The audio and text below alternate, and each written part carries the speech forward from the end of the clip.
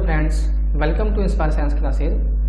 आज हम इस वीडियो में 10th क्लास मैथ्स का चैप्टर नंबर 1 स्टार्ट करने वाले हैं।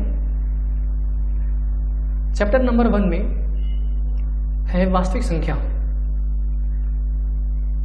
वास्तविक संख्याओं के बारे में आपने 9th क्लास में पढ़ चुका है और इस प्रकार से आपको अपरिमेय संख्याओं को जानने का अवसर मिला था।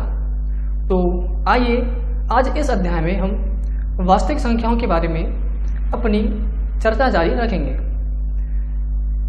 वास्तविक संख्याओं की चर्चा जारी रखने से पहले आप लोगों ने जो 9th क्लास में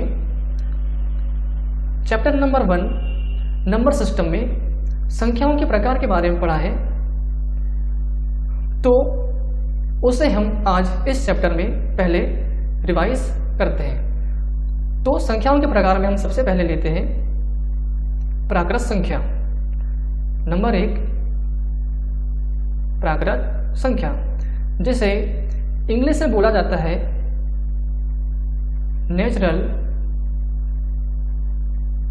नंबर्स, है ना। यदि हम इसको परिभाषित करें तो हम कहेंगे कि वस्तुओं को गिनने के लिए जिन संख्याओं का हम प्रयोग करते हैं प्राकृत संख्या कहलाती है। For example 1, 2, 3, 4, 5, 6 up two days ये जाएंगी इन्फिनिटी तक, मतलब अनंत तक। इसके बाद आती है सेकेंड नंबर में हम लेते हैं पूर्ण संख्या, जिसे हम इंग्लिश में बोलते हैं होल नंबर्स। पूर्ण संख्या को यदि हम परिभाषित करें तो हम कहेंगे कि प्राकृत संख्या में यदि हम 0 को सम्मिलित कर दें तो वे संख्या पूर्ण संख्या कहलाएंगी। जैसे for example 0, 1, 2, 3, 4, 5, 6 up two days infinity, मतलब ये भी संख्या 0 से स्टार्ट होकर के अनंत तक जाती हैं। इसके बाद हम लेते हैं थर्ड नंबर में पूर्णांक संख्या, जिसे हम इंग्लिश में बोलेंगे इंटीजर्स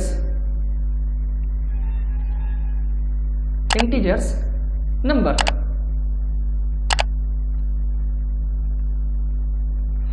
यदि हम पूर्णांक संख्या को परिभाषित करें तो हम कहेंगे प्राकृत संख्याओं में शून्य और ऋणात्मक संख्या को सम्मिलित कर देने पर हमें पूर्णांक संख्या प्राप्त होती है।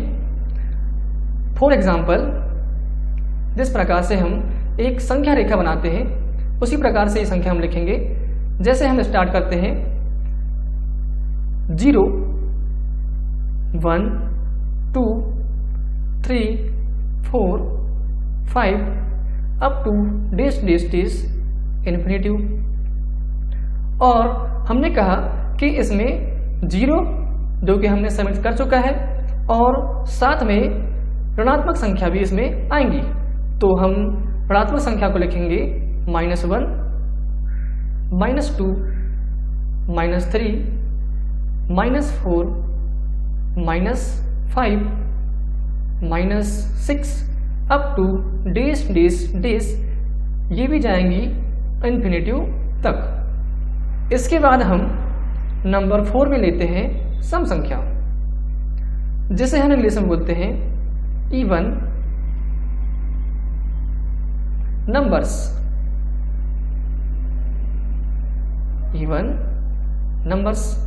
यदि हम सम संख्या को परिभाषित करें तो हम कहेंगे कि वे संख्याएं जिनमें 2 का भाग पूर्णतः से चला जाता है या वे संख्या जो 2 से पूर्णतः विभाजित हो जाती हैं सम संख्या कहलाती हैं।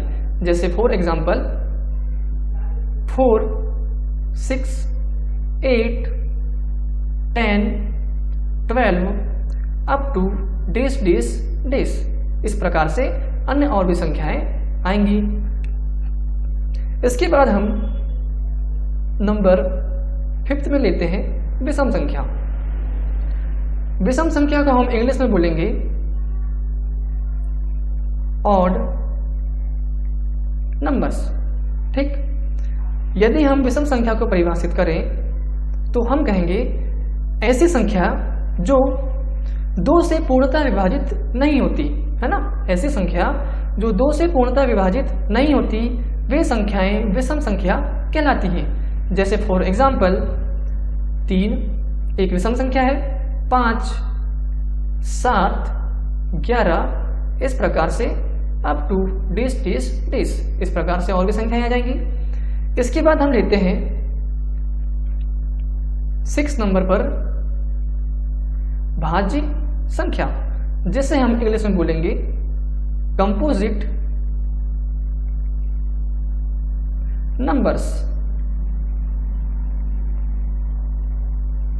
यदि हम भाज्य संख्या को परिभाषित करें तो हम कहेंगे कि वे संख्या जो ऐसी संख्या जो स्वयं और एक के अतिरिक्त, ऐसी संख्या जो स्वयं और एक के अतिरिक्त अन्य किसी और संख्या से विभाजित हो जाती हैं भाज्य संख्या कहलाती हैं। जैसे फॉर एग्जाम्पल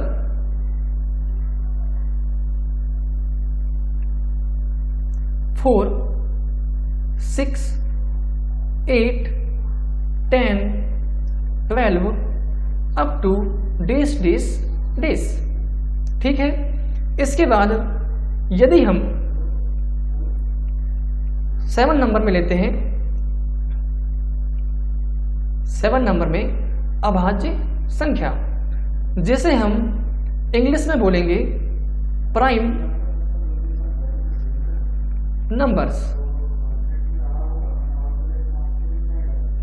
प्राइम नंबर्स, यदि हम अभाज्य संख्या को परिभाषित करें तो हम कहेंगे कि वे संख्या या ऐसी संख्या जो स्वयं और एक के अतिरिक्त अन्य किसी संख्या से विभाजित नहीं होती अभाज्य संख्या कहलाती हैं।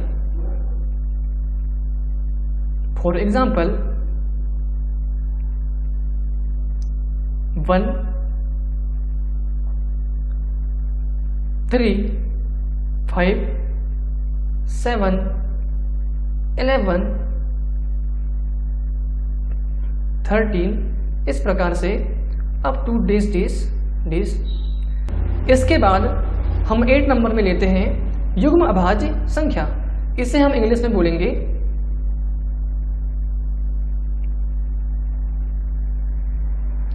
Pair prime numbers.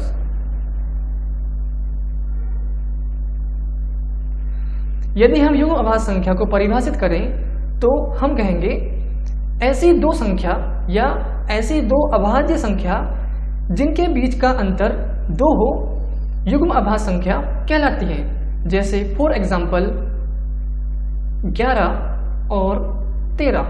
11 और 13 एक दोनों अभाज्य संख्या हैं और इनके बीच का अंतर कितना है? 2 है। इसी प्रकार से 17, 19। 17 एक अभाज्य संख्या है और 19 भी एक अभाज्य संख्या है और इन दोनों के बीच का अंतर कितना है? 2 है। तो ये संख्याएं ऐसी संख्या युग्म अभाज्य संख्या कहलाती हैं। इसके बाद हम 9 नंबर में लेते हैं परिमेय संख्या, जिसको हम इंग्लिश में बोलेंगे रैशनल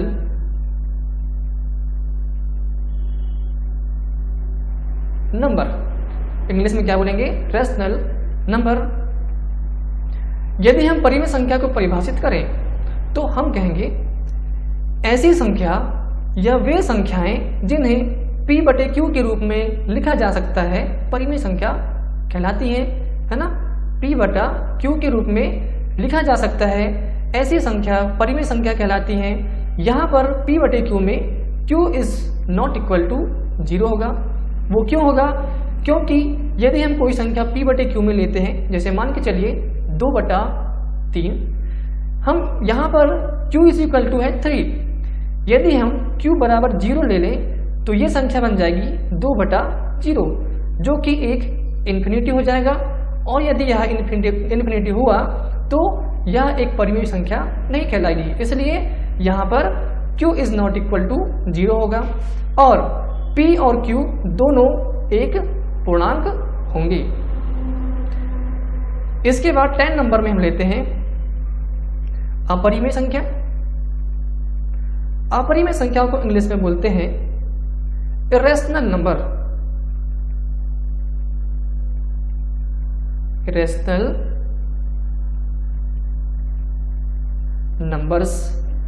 यदि हम अपरिमेय संख्या को परिभाषित करें तो हम कहेंगे ऐसी संख्या जिन्हें p/q के रूप में नहीं लिखा जा सकता अपरिमेय संख्या कहलाती है। फॉर एग्जाम्पल √2, √3, √5, √15, इस प्रकार से जितनी भी संख्याएं होती हैं ये संख्याएं अपरिमेय संख्या कहलाएंगी, क्योंकि इन्हें हम p/q के रूप में नहीं लिख सकते। इसके बाद हम चैप्टर की ओर चलते हैं, जिसमें एक महत्वपूर्ण टॉपिक है यूक्लिड विभाजन प्रमेय का, जिसे इंग्लिश में बोला जाता है यूक्लिड डिवीजन एल्गोरिथम। तो आइए इस प्रमेय के लिए कुछ आपकी बुक में तथ्य दिए हुए हैं जो कि इंपॉर्टेंट है, उसे हम देखते हैं, पढ़ते हैं। तो आपकी बुक में देखिए, यहां से जहां मैं स्टार बना रहा हूं, यहां पर लिखा है धनात्मक पूर्णांकों के 2 अति महत्वपूर्ण गुणों से प्रारंभ करेंगे। क्या प्रारंभ करेंगे? इस चैप्टर में प्रश्नावली 1.1 में जितने भी सवाल हैं जो कि यूक्लिड डिवीजन एल्गोरिथम के ऊपर हैं, तो यहाँ पर धनात्मक पूर्णांकों के 2 गुण दिए हुए हैं और ये 2 गुण हैं, जिसमें नंबर 1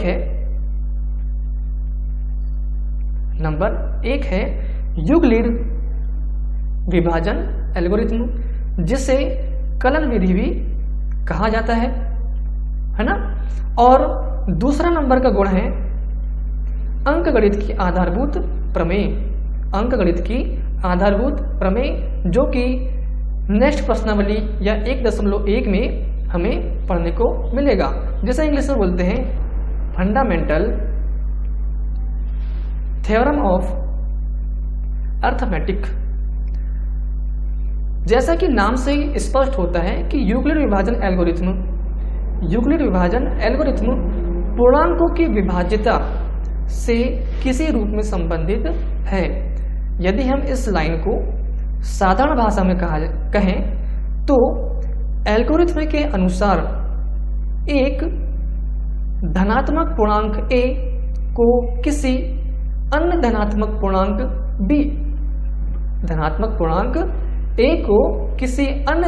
पूर्णांक b से इस प्रकार विभाजित किया जा सकता है कि शेषफल जो बचेगा हमारे पास, शेषफल r प्राप्त हो जो b से छोटा या कम हो। आप में से अधिकतर लोग इसे लंबी विभाजन प्रक्रिया लॉन्ग डिवीजन प्रोसेस के रूप में जानते हैं। इस यूक्लिड विभाजन एल्गोरिथम का प्रयोग 2 धनात्मक पूर्णांकों, मान लीजिए 2 धनात्मक पूर्णांक, एक धनात्मक पूर्णांक a है और दूसरा धनात्मक पूर्णांक b है, तो इन दोनों धनात्मक पूर्णांक का महत्तर समापवर्तक HCF ज्ञात करने के लिए इस एल्गोरिथम का प्रयोग करते हैं। तो आइए यूक्लिड विभाजन एल्गोरिथम के ऊपर आपकी बुक में एक पहेली दी हुई है, जो कि इस एल्गोरिथम को समझने के लिए बहुत ही हेल्पफुल साबित होगी आपके लिए। तो आइए इस पहेली को हम देखते हैं। यहां पर पहले भी बोला है कि एक विक्रेता सड़क पर चलते हुए अंडे बेच रहा था। एक आलसी व्यक्ति जिसके पास कोई काम नहीं था। सही बात है कि आलसी व्यक्ति के पास कोई काम नहीं होता। यदि वो आलसी ना हो तो फिर बहुत सारे काम हैं, ठीक है। तो उसने उस विक्रेता से वाक युद्ध प्रारंभ कर दिया। वाक युद्ध का मतलब कि बहसबाजी करना प्रारंभ कर दिया। इससे बात आगे बढ़ गई, है ना।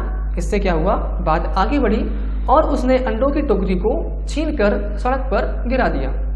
अंडे टूट गए। विक्रेता ने पंचायत से कहा कि उस व्यक्ति से टूटे हुए अंडे का मूल्य देने को कहे। तो पंचायत ने विक्रेता से पूछा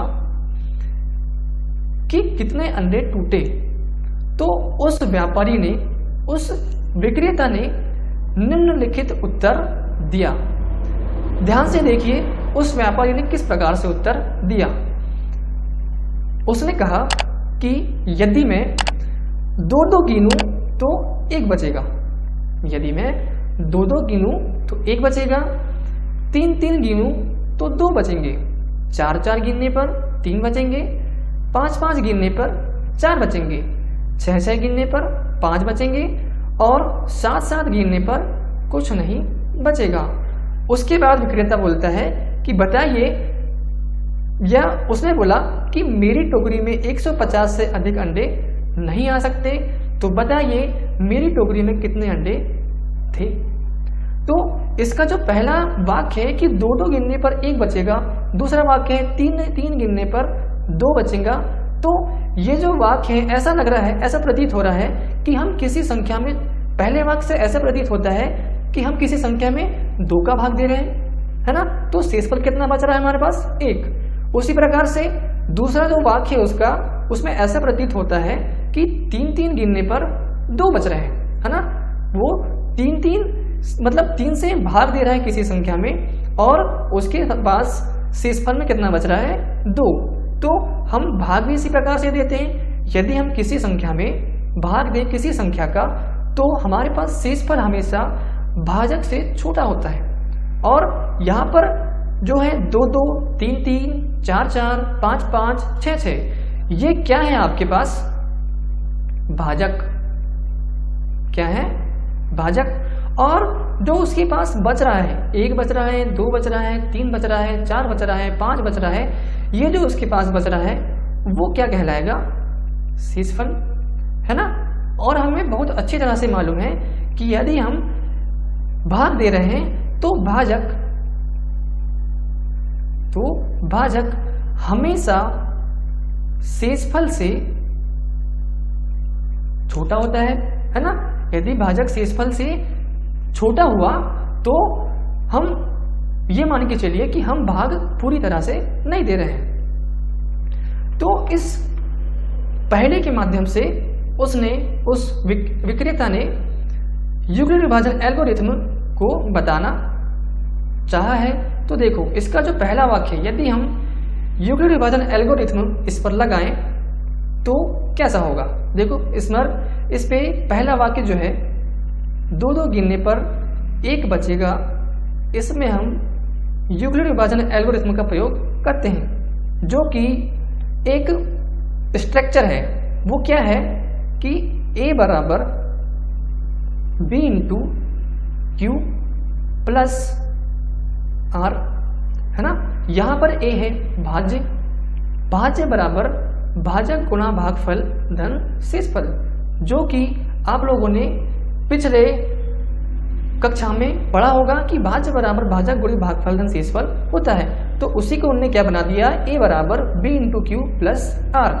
तो यहाँ पर पहली जो उसकी पंक्ति है उसमें B का मान क्या होगा, 2 होगा और R का मान होगा 1। उसी प्रकार से दूसरी पंक्ति में B बराबर होगा 3 और R बराबर होगा 2, है ना। यहाँ पर B क्या है, भाजक है ना।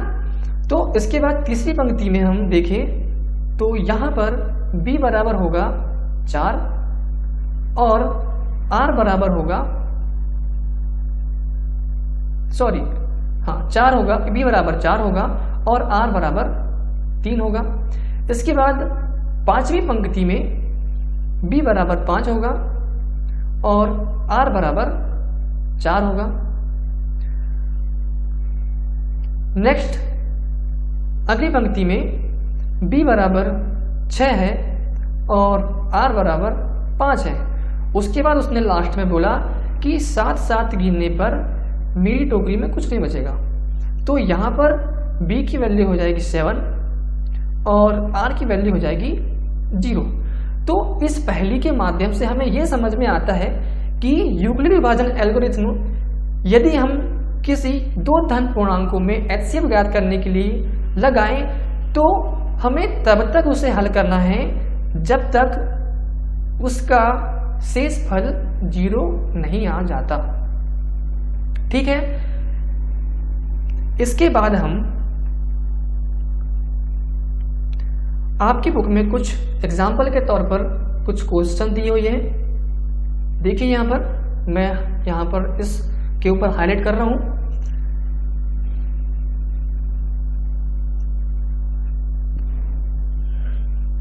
देखिए, यूक्लिड विभाजन प्रमेय का क्या है? पूर्णांकों के निम्नलिखित युग्मों पर विचार कीजिए। तो इसमें नंबर 1 पर दिया हुआ है, नंबर 1 में दिया हुआ है नंबर 1 17 16। उसके बाद नंबर 2 में दिया है 5 12। ठीक है, तो नंबर 1 के क्वेश्चन को हम यूक्लिड विभाजन एल्गोरिथम के माध्यम से हल करते हैं, है ना। तो यहां पर देखिए उसी के नीचे कुछ लिखा है।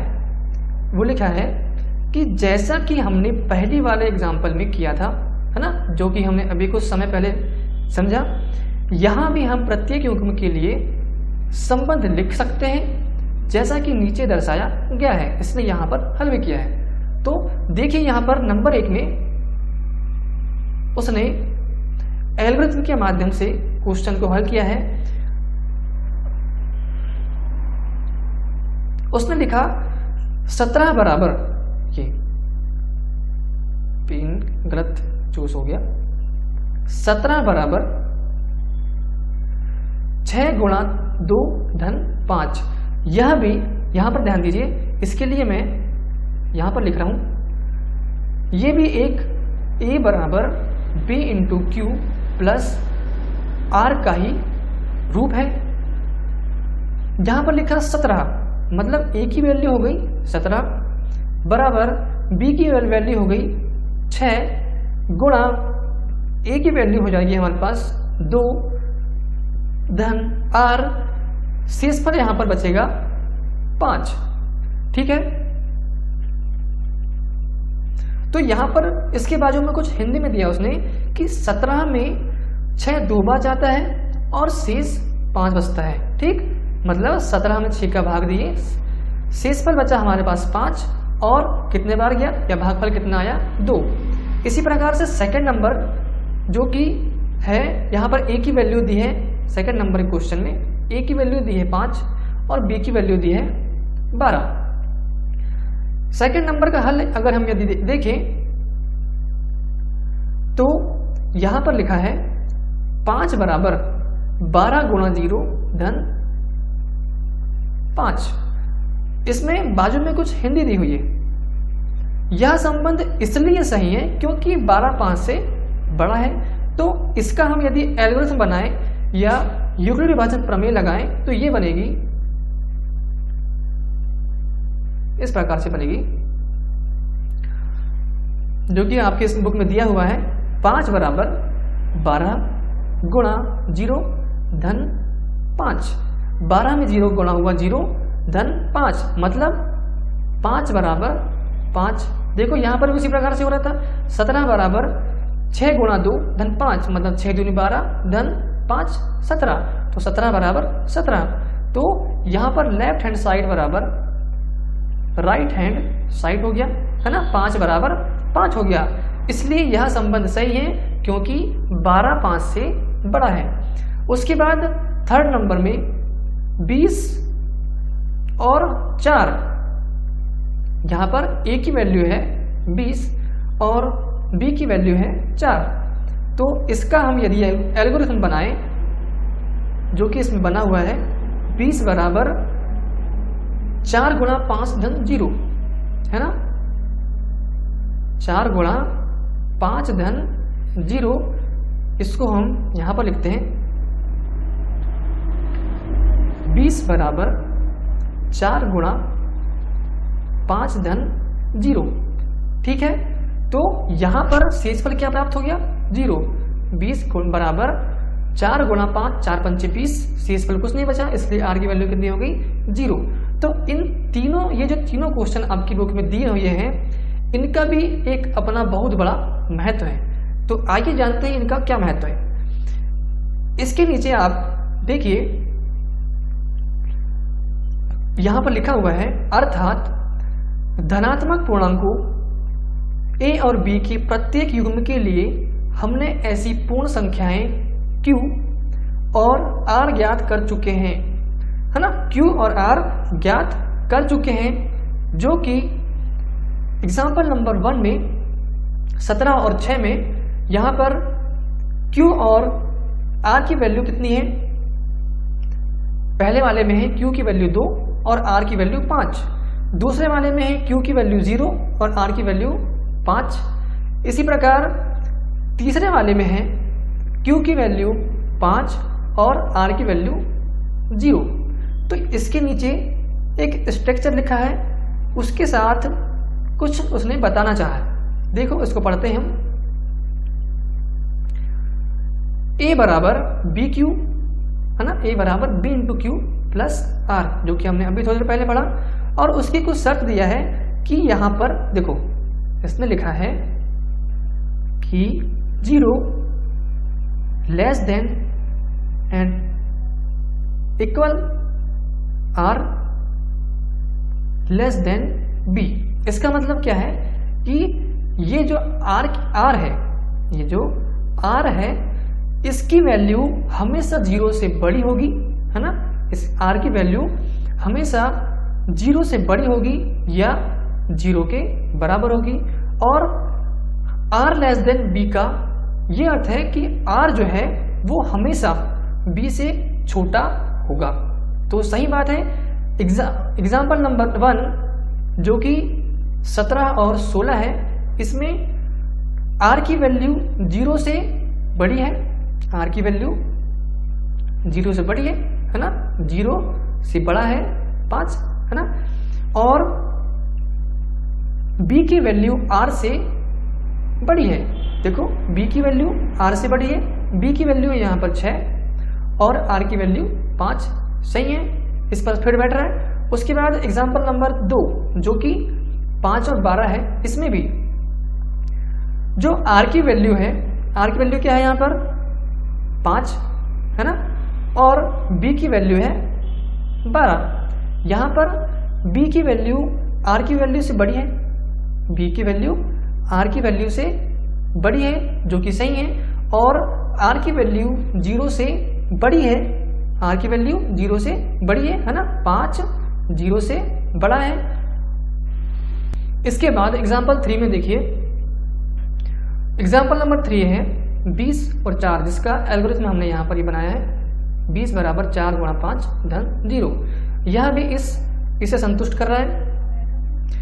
20 बराबर 4 गुणा 5 धन 0, जिसमें r की वैल्यू 0 है ना, r की वैल्यू 0 है, जो कि 0 के इस इक्वेशन में इसमें लिखा हुआ है कि 0 मतलब r 0 से बड़ा होना चाहिए या 0 के बराबर होना चाहिए। तो इस इक्वेशन में या इस एग्जाम्पल में r की वैल्यू 0 के बराबर है। तो इस वीडियो में इतना ही।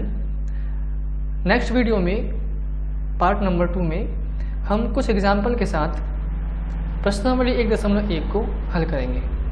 Thank you.